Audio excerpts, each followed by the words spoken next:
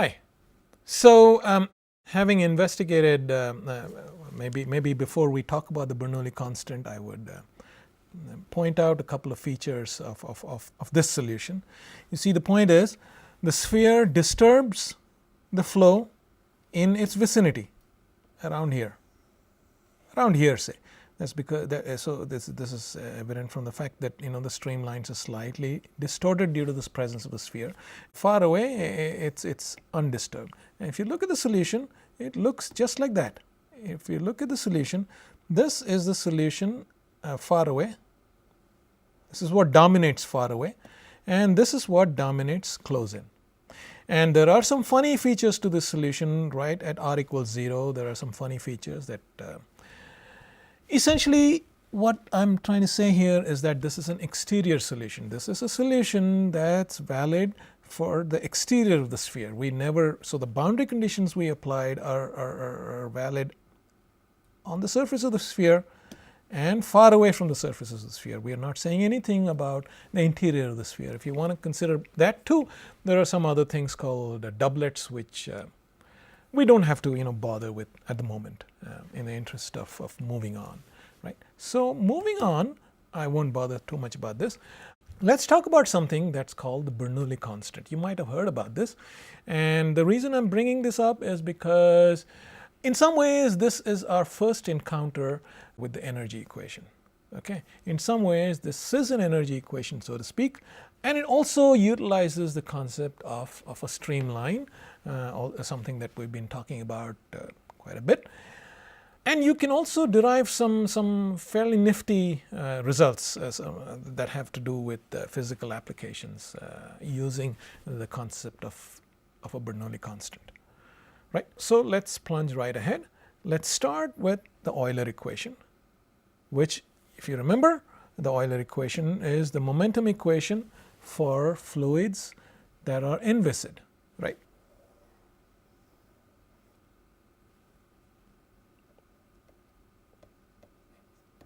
Momentum equation for inviscid fluids.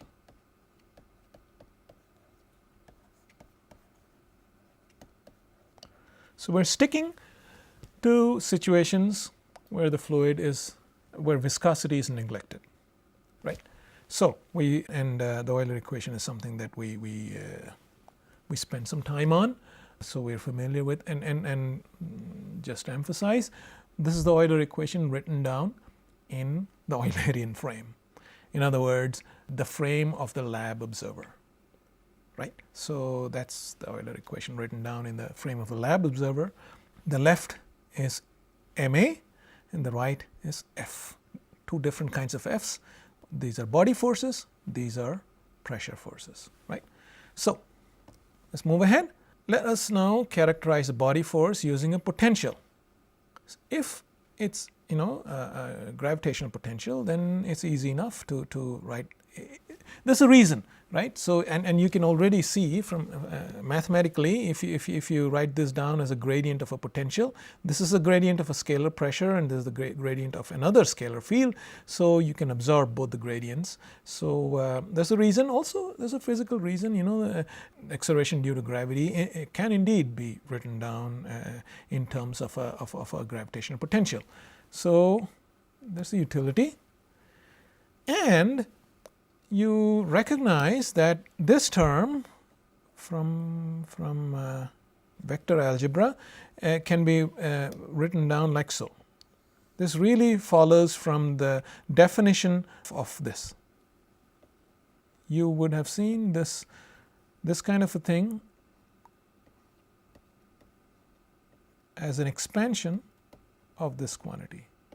This is equal to, you take this to the left, this is equal to 1/2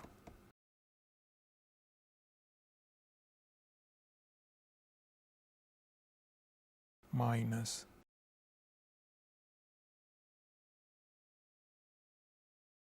this is the form of the identity that you might be a little more familiar with, and mind you, this u dot del is not the same as del dot u. U dot del is is the directional derivative, ux d over dx plus uy d over dy, and so on and so forth. Okay. So you just rearrange this, and it's simply a way of reformulating this one. And there's a reason. One of the reasons I can already point out is you see this u dot u, it's like u squared. Yeah. So half u squared is like the kinetic energy per unit mass, right? And this we can get rid of. So bear with me for a minute, and let's go ahead. Right. So and now we say for steady flows, we emphasize the word steady flows. So steady flows are ones where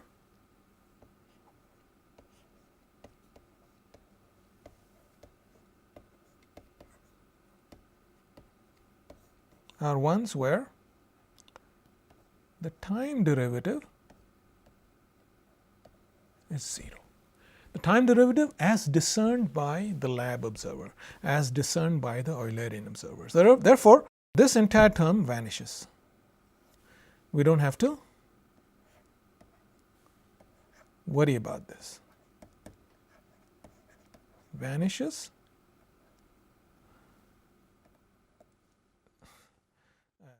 For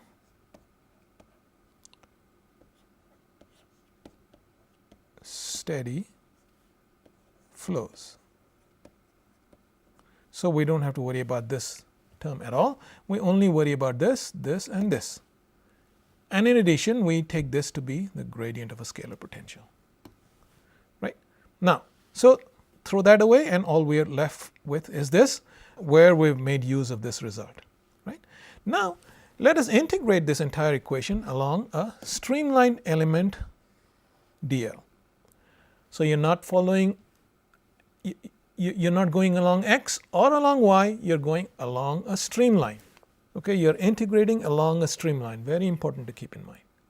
Okay, now dl by definition, dl the length coordinate is along a streamline. In other words, is along u. That's the definition of a streamline, right? The streamline is a line that points along u. Right? Therefore, dl is always perpendicular to u cross curl of u. Why is that? Well, whatever this is, curl of u, whatever direction it points in, you're crossing it with u, right? So this entire thing is always perpendicular to u. In other words, is always perpendicular to dl. Yeah. First of all, I mean, apart from this, this thing is simply this is simply integrating. This is simply this. Okay. So this line is simply expressed here. Okay, and then we make use of this one. So dl is always perpendicular to this entire thing. Yeah. So the dot product vanishes. Right. So we can throw once you integrate, you can throw this the integration of this entire middle term away, gone, because of this property, and that yields, you see, dl dot gradient of half u squared. So this is a perfect differential, right? So you simply get half u squared. Very simple. Okay. And this is also kind of a perfect differential, so it's really dp over rho, and you're integrating over dp. Sometimes many people get a little careless and just write this as p over rho. Okay. This again is a perfect differential, so you simply write phi. When you integrate along the streamline, it's a perfect differential. So this is a central result. Okay. And because it's a constant, so this is what's called, many times people write this as you guessed it, it's the Bernoulli constant. The Bernoulli constant. Okay. This is essentially a statement of energy conservation. If this is not immediately evident to you, you can see, half u squared is kinetic energy per unit mass. So the rest of them had better have units of energy, and you can check that. This is the gravitational potential has the units of energy, and this also, if you put down the units properly, you'll find that it has the units of energy per unit mass. Okay. So this is essentially a statement of energy conservation along a streamline. No surprise, right? Since we integrated force along a line element, what we did, you recall, we started from the Euler equation, right? Euler equation, this is ma and this is f, right? So we essentially integrated f, we essentially did, we essentially did f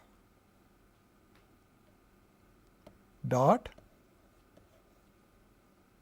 this is what we did, and this is exactly how you get work, right? This is, you integrate force along distance, you get work, and that's it. So it's no surprise that we get energy, okay, that we get a quantity with the units of energy, the energy per unit mass to be precise. But the remarkable thing about this is that the energy, it turns out to be a constant, and this is called the Bernoulli constant. Okay, this is yet another label for a streamline. The stream function was one, and this is another very important label from a practical point of view. This is yet another label for a streamline. Okay, right. So here's an application of the Bernoulli constant. The application is that of flow from an orifice. So what you have is a container of water with an orifice here, and you must have encountered this many times. Perhaps specifically from the point of view of a Bernoulli constant, you must have encountered this problem several times. And you have and the entire container is subjected to atmospheric pressure, and and you have water receding from the top under the influence of gravity pressure, and you have water flowing out from here like so. The question is, what's the speed at which water flows, and the height of this is h right here. This is h. Okay, so turns out that you can solve this problem quite simply. The assumption now is that the atmospheric pressure, the container is so small, pretty much any container in real life satisfies this condition. The container is so small that there is really no difference in pressure between the top of the container and the orifice. So it's P atmospheric here as well as here. Okay. Therefore, this term does not matter anymore. Only this and this matter. Okay. And what is phi?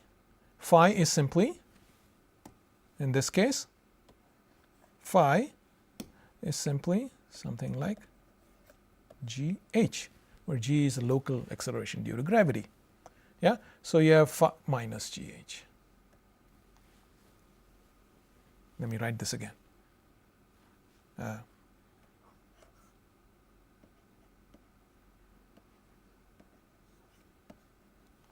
Okay, so if you plug this in here, phi is minus gh, you can immediately see that you get half u squared is equal to gh, and therefore u squared is equal to, u out is equal to square root of 2gh. What did we do? We applied Bernoulli's constant to a particular streamline, to one streamline like this. Okay, so we invoked energy conservation along a particular streamline. This is what we did, and that immediately gives you this familiar result. Okay, let's go to another nifty result, and that is this. This is flow over an airfoil or essentially an aeroplane wing.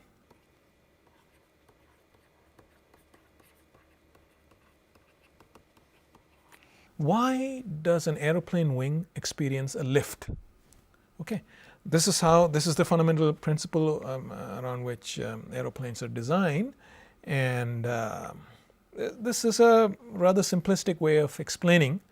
If you really want to explain it properly, you have to take resort to what's called Kutta-Joukowski theorem, but we won't bother about those details at the minute. And it turns out that we can invoke the Bernoulli constant to show this.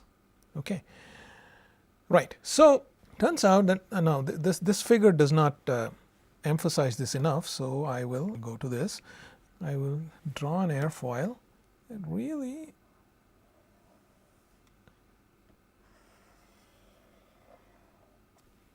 this is really how an airfoil looks. It's exaggerated, of course. The main thing is it's curved a little more here than here. Okay, it's curved a little more. And the Bernoulli constant, recall, the Bernoulli constant is half u squared plus p over rho plus phi. Okay, this is constant. So you write this down.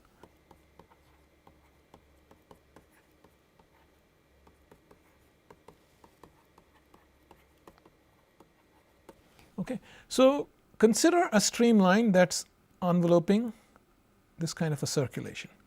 Okay, now what happens is, because the airfoil is designed this way, okay, it turns out that the flow flows faster over. It's designed in a way that I should probably erase this. It's designed in a way, the velocity here is slower than the velocity out there. Okay, so the u here, I will draw this with a smaller arrow, and the u here, I will draw this with a larger arrow. Okay, you can intuitively think of it like the palm of your hand, and velocity and fluid flowing like this. You can intuitively understand that the curvature, the cusp is such that it slows down fluid at the bottom as opposed to the top. Okay, as a result, in order and the phi is pretty much the same, as in this is a very thin airfoil. There's no difference in phi between here and here. The gravitational potential is pretty much the same. So we can essentially throw this away. We don't have to worry about this. Okay, now the u below is smaller than the u above, right? So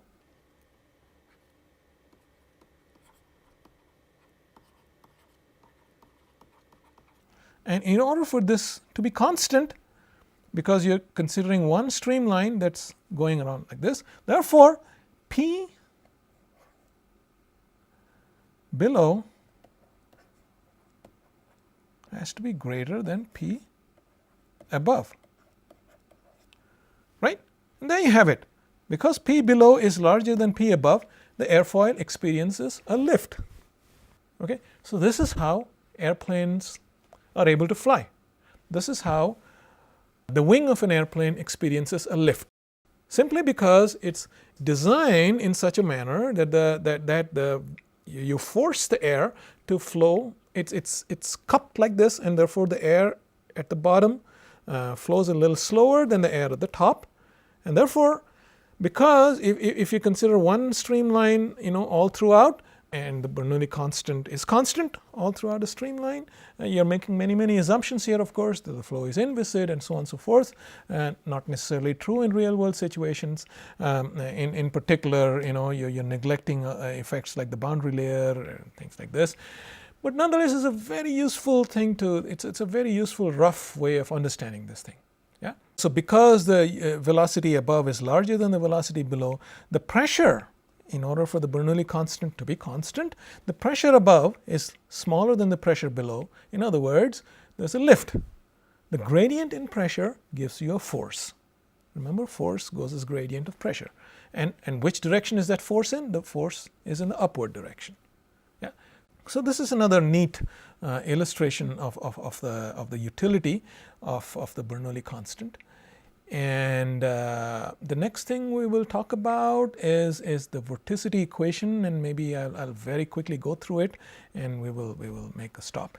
So what you really do in talking about vorticity, recall, is this quantity, is the vorticity.